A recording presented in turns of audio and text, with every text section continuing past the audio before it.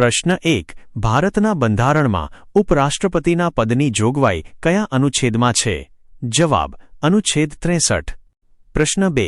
ઉપરાષ્ટ્રપતિનું પદ કયા દેશના બંધારણમાંથી પ્રેરિત છે? જવાબ: અમેરિકા. પ્રશ્ન 3. ઉપરાષ્ટ્રપતિ એ હોદ્દાની રૂએ કયા ગૃહના સભાપતિ હોય છે? જવાબ: રાજ્યસભા. પ્રશ્ન 4. રાજ્યસભાના સભાપતિ તરીકે ઉપરાષ્ટ્રપતિના કાર્યની જોગવાઈ કયા અનુચ્છેદમાં છે? જવાબ: અનુચ્છેદ 64.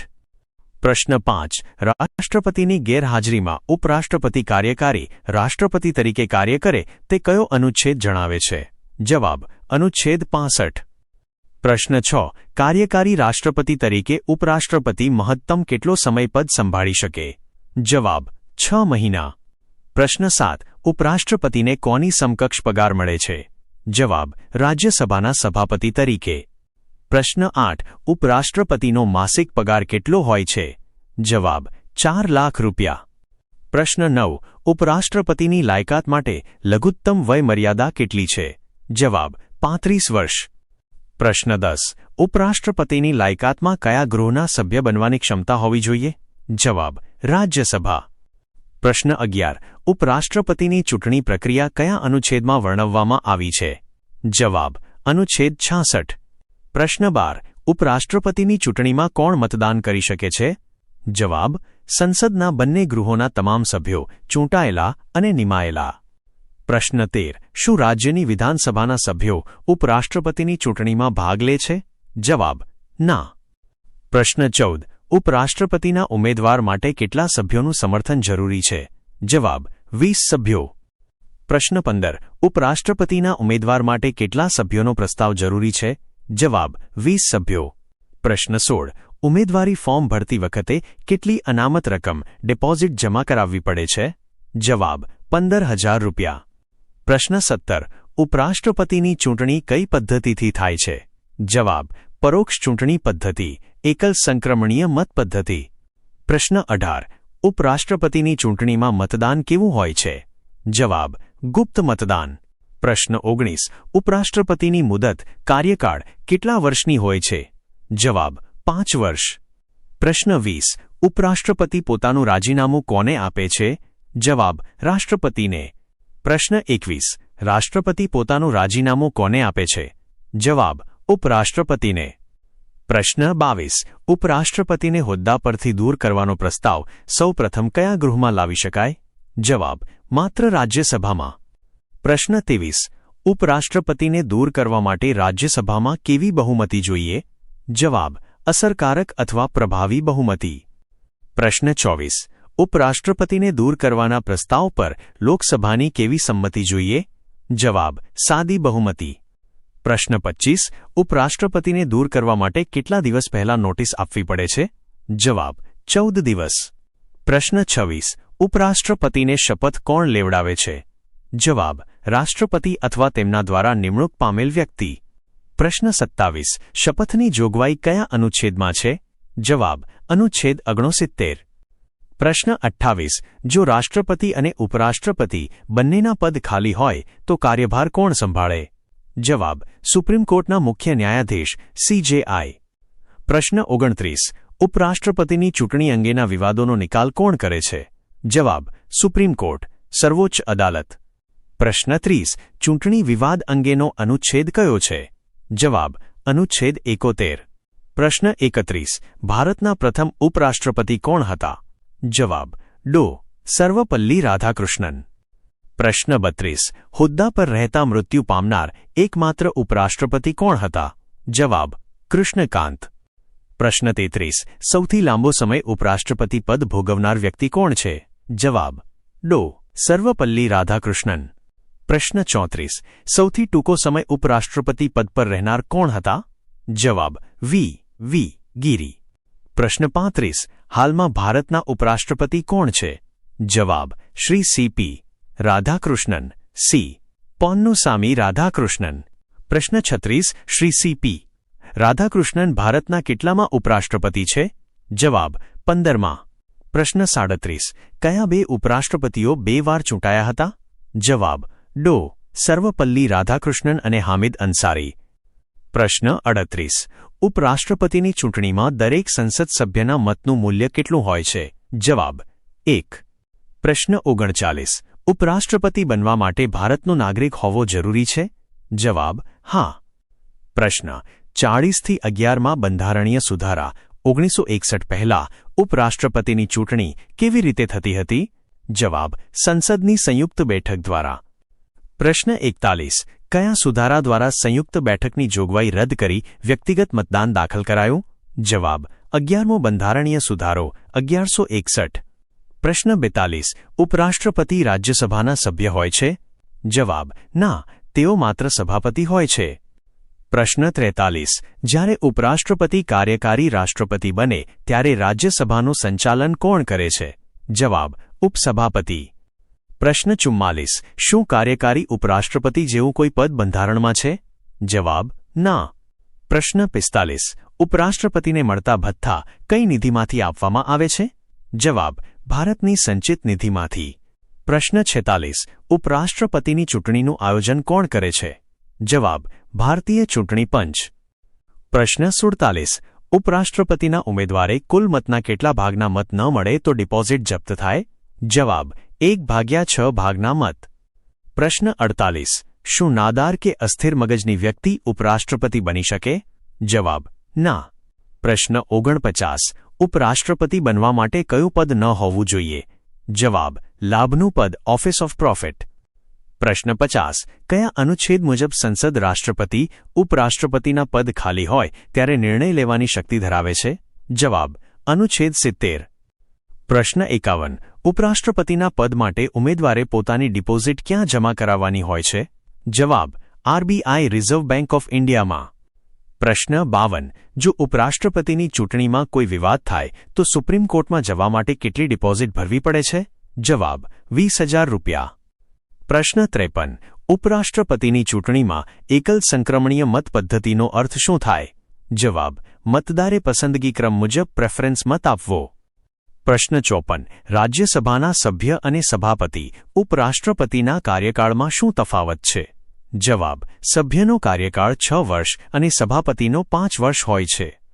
પ્રશ્ન 55. શું ઉપરાષ્ટ્રપતિ પુનઃચૂંટણી ઇલેક્શન માટે પાત્ર છે? જવાબ હા, તેઓ ગમે તેટલી વાર ફરીથી ચૂંટાઈ શકે છે. પ્રશ્ન 56. ઉપરાષ્ટ્રપતિને પદ પરથી દૂર કરવા માટે બંધારણમાં કયો શબ્દ વાપરવામાં આવ્યો છે? જવાબ પદભ્રષ્ટ, દૂર કરવાની પ્રક્રિયા. પ્રશ્ન 57. જ્યારે ઉપરાષ્ટ્રપતિ કાર્યકારી રાષ્ટ્રપતિ તરીકે સેવા આપે છે ત્યારે તેમને કોની સત્તાઓ મળે છે? જવાબ ભારતના રાષ્ટ્રપતિની તમામ સત્તાઓ અને વિશેષાધિકારો. પ્રશ્ન 58. શું ઉપરાષ્ટ્રપતિના પદ માટે કોઈ ભૌગોલિક મર્યાદા છે? જવાબ ના, તે માત્ર ભારતના નાગરિક હોવા જોઈએ. પ્રશ્ન 59. ઉપરાષ્ટ્રપતિની ચૂંટણીમાં મત આપવા માટે લઘુત્તમ ઉંમર કેટલી હોવી જોઈએ? જવાબ 18 વર્ષ, સંસદ સભ્યની લાયકાત મુજબ. પ્રશ્ન 60. અસરકારક બહુમતી ઇફેક્ટિવ મેજોરિટી એટલે શું? જવાબ ગૃહની કુલ સંખ્યામાંથી ખાલી પડેલી બેઠકો બાદ કરી જે સંખ્યા વધે તેના 50%થી વધુ.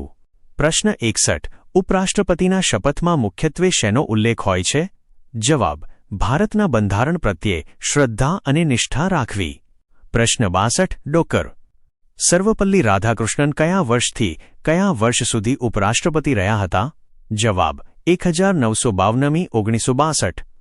પ્રશ્ન 63. ઉપરાષ્ટ્રપતિની ચૂંટણીમાં જો સભ્યો ગેરહાજર રહે તો શું ચૂંટણી રદ થઈ શકે? જવાબ ના, હાજર રહેલા સભ્યોના આધારે પ્રક્રિયા પૂર્ણ થાય છે. પ્રશ્ન 64. ઉપરાષ્ટ્રપતિના પદનો ઉલ્લેખ બંધારણના કયા ભાગમાં છે? જવાબ ભાગ 5, કેન્દ્ર સરકાર. પ્રશ્ન 65. અમેરિકાના ઉપરાષ્ટ્રપતિ અને ભારતના ઉપરાષ્ટ્રપતિ વચ્ચે મુખ્ય તફાવત શું છે?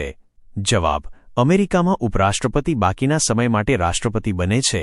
ભારતમાં માત્ર નવા રાષ્ટ્રપતિ ન આવે ત્યાં સુધી મહત્તમ 6 મહિના.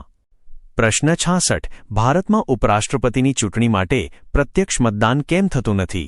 જવાબ કારણ કે તેઓ માત્ર નામમાત્રના વડા છે અને સંસદીય પ્રણાલીમાં આ પદ્ધતિ અનુકૂળ છે. પ્રશ્ન 67. ઉપરાષ્ટ્રપતિના પદની ખાલી જગ્યા ભરવા માટેની ચૂંટણી કેટલા સમયમાં થવી જોઈએ? જવાબ યથાશક્ય વહેલી તકે. પ્રશ્ન 68. સમાન પ્રતિનિધિત્વ પદ્ધતિનો અર્થ શું છે? જવાબ: દરેક પક્ષને તેની સંખ્યા મુજબ પ્રતિનિધિત્વ મળે તેવી વ્યવસ્થા. પ્રશ્ન 69. ઉપરાષ્ટ્રપતિ રાજ્યસભાના સભાપતિ તરીકે ક્યારે કાસ્ટિંગ વોટ આપી શકે? જવાબ: જ્યારે ગૃહમાં કોઈ વિષય પર સરખા મત પડે ત્યારે. પ્રશ્ન 70. કયા ઉપરાષ્ટ્રપતિએ રાષ્ટ્રપતિની ચૂંટણી લડવા માટે પોતાના પદ પરથી રાજીનામું આપ્યું હતું? જવાબ: વી. ગિરી. પ્રશ્ન 71. ઉપરાષ્ટ્રપતિના હોદ્દાની લાયકાત નક્કી કરવાની સત્તા કોની પાસે છે? જવાબ: ભારતના બંધારણ અને સંસદ પાસે. પ્રશ્ન 72. ઉપરાષ્ટ્રપતિના પગાર અને ભથ્થામાં શું ઘટાડો થઈ શકે? જવાબ: ના, તેમના કાર્યકાળ દરમિયાન ઘટાડો કરી શકાતો નથી. પ્રશ્ન 73. શપથ લેતી વખતે ઉપરાષ્ટ્રપતિ કોના નામે શપથ લે છે? જવાબ: ઈશ્વરના નામે અથવા સત્યનિષ્ઠાના સોગંદ. પ્રશ્ન 74. શ્રી સીપી રાધાકૃષ્ણન ઉપરાષ્ટ્રપતિ બન્યા તે પહેલા કયા રાજ્યના રાજ્યપાલ હતા? જવાબ: મહારાષ્ટ્ર. પ્રશ્ન 75. રાજ્યસભામાં ઉપરાષ્ટ્રપતિ વિરુદ્ધ પ્રસ્તાવ લાવવા માટે કેટલા સભ્યોની સહી જરૂરી છે? જવાબ: 14 દિવસની પૂર્વ નોટિસ આપવી ફરજિયાત છે. પ્રશ્ન 76. શું ઉપરાષ્ટ્રપતિ સંસદના કોઈ પણ ગૃહમાં બોલી શકે છે? જવાબ: તેઓ રાજ્યસભાના અધ્યક્ષ હોવાથી ત્યાં બોલે છે. પ્રશ્ન 77. ઉપરાષ્ટ્રપતિના પદની ગરિમા ભારતના પ્રોટોકોલ મુજબ કયા ક્રમે આવે છે? જવાબ: બીજા ક્રમે, રાષ્ટ્રપતિ પછી. પ્રશ્ન 78. ઉપરાષ્ટ્રપતિની ચૂંટણી માટે મતદાર મંડળમાં કોનો સમાવેશ થાય છે? જવાબ: લોકસભા અને રાજ્યસભાના તમામ સભ્યો. પ્રશ્ન 79. ઉપરાષ્ટ્રપતિની ચૂંટણીમાં પરોક્ષ મતદાન એટલે શું? જવાબ: જેમાં સામાન્ય જનતા સીધો ભાગ લેતી નથી પણ તેમના દ્વારા ચૂંટાયેલા પ્રતિનિધિઓ મત આપે છે. પ્રશ્ન 80. બંધારણના કયા અનુચ્છેદ મુજબ ઉપરાષ્ટ્રપતિ રાજ્યસભાના પદન સભાપતિ ગણાય? જવાબ: અનુચ્છેદ 64. પ્રશ્ન 81. ઉપરાષ્ટ્રપતિને દૂર કરવા માટે કયું કારણ બંધારણમાં સ્પષ્ટ છે? જવાબ: બંધારણમાં કોઈ ચોક્કસ કારણનો ઉલ્લેખ નથી. પ્રશ્ન 82. શું ઉપરાષ્ટ્રપતિ કેન્દ્ર કે રાજ્ય ધારાસભાના સભ્ય હોઈ શકે? જવાબ: ના, જો તેઓ હોય તો ઉપરાષ્ટ્રપતિ તરીકે ચૂંટાતા જ તે પદ ખાલી ગણાય છે. પ્રશ્ન 83. ઉપરાષ્ટ્રપતિના નિવાસસ્થાનનું નામ શું છે? જવાબ: ઉપરાષ્ટ્રપતિ ભવન, નવી દિલ્હી. પ્રશ્ન 84. કયા કિસ્સામાં ઉપરાષ્ટ્રપતિ રાષ્ટ્રપતિ તરીકે કામ કરી શકતા નથી? જવાબ: જ્યારે નવો રાષ્ટ્રપતિ ચૂંટાઈને આવી જાય ત્યારે. પ્રશ્ન 85. સંસદના કયા સુધારા દ્વારા ઉપરાષ્ટ્રપતિની ચૂંટણી પદ્ધતિમાં મોટો ફેરફાર થયો હતો? જવાબ: 11મો બંધારણીય સુધારો 1961. પ્રશ્ન 86. ઉપરાષ્ટ્રપતિ બનનાર વ્યક્તિએ કઈ બાબતની લાયકાત ધરાવવી જોઈએ? જવાબ: જે રાજ્યસભાના સભ્ય બનવા માટે જરૂરી હોય. પ્રશ્ન 87. ઉપરાષ્ટ્રપતિના પદ માટે લઘુત્તમ 20 પ્રપોઝર અને 20 સેકન્ડરની જોગવાઈ ક્યારથી થઈ? જવાબ: 1997મી. પ્રશ્ન 88. ઉપરાષ્ટ્રપતિને પદ પરથી હટાવવા માટે લોકસભાની ભૂમિકા શું છે? જવાબ: રાજ્યસભાના પ્રસ્તાવને માત્ર મંજૂરી આપવાની. પ્રશ્ન 89. ઉપરાષ્ટ્રપતિના પદ પર આકસ્મિક ખાલી જગ્યા ક્યારે પડે છે? જવાબ: મૃત્યુ, રાજીનામું અથવા પદ પરથી દૂર કરવાથી. પ્રશ્ન 90. શું સુપ્રીમ કોર્ટ ઉપરાષ્ટ્રપતિની ચૂંટણી રદ કરે તો તેમના નિર્ણયો ગેરમાન્ય ઠરે? જવાબ: ના, તે માન્ય જ રહે છે. પ્રશ્ન 91.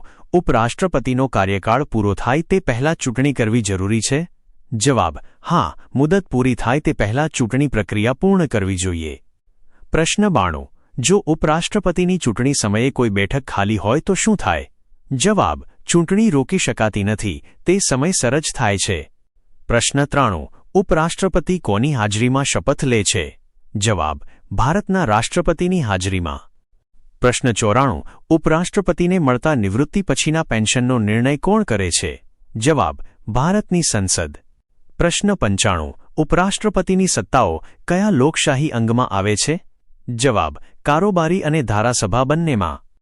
પ્રશ્ન 96. ઉપરાષ્ટ્રપતિની ગેરહાજરીમાં રાજ્યસભામાં કોણ બિરાજમાન થાય છે? જવાબ: ઉપસભાપતિ, ડેપ્યુટી ચેરમેન. પ્રશ્ન 97. ડોક્ટર ઝાકિર હુસેન જ્યારે રાષ્ટ્રપતિ હતા ત્યારે તેમનું મૃત્યુ થતાં ઉપરાષ્ટ્રપતિ કોણ હતા? જવાબ: વી. ગિરી. પ્રશ્ન 98. ફખરુદ્દીન અલી અહેમદના નિધન બાદ કયા ઉપરાષ્ટ્રપતિએ કાર્યકારી રાષ્ટ્રપતિ તરીકે સેવા આપી હતી? જવાબ: ડી. જતી. પ્રશ્ન 99. ઉપરાષ્ટ્રપતિના પદને સુરક્ષિત રાખવા માટે કઈ અદાલત જવાબદાર છે? જવાબ: સુપ્રીમ કોર્ટ. પ્રશ્ન 100. ઉપરાષ્ટ્રપતિનો વિષય ભારતીય બંધારણના કયા અધ્યાયમાં છે?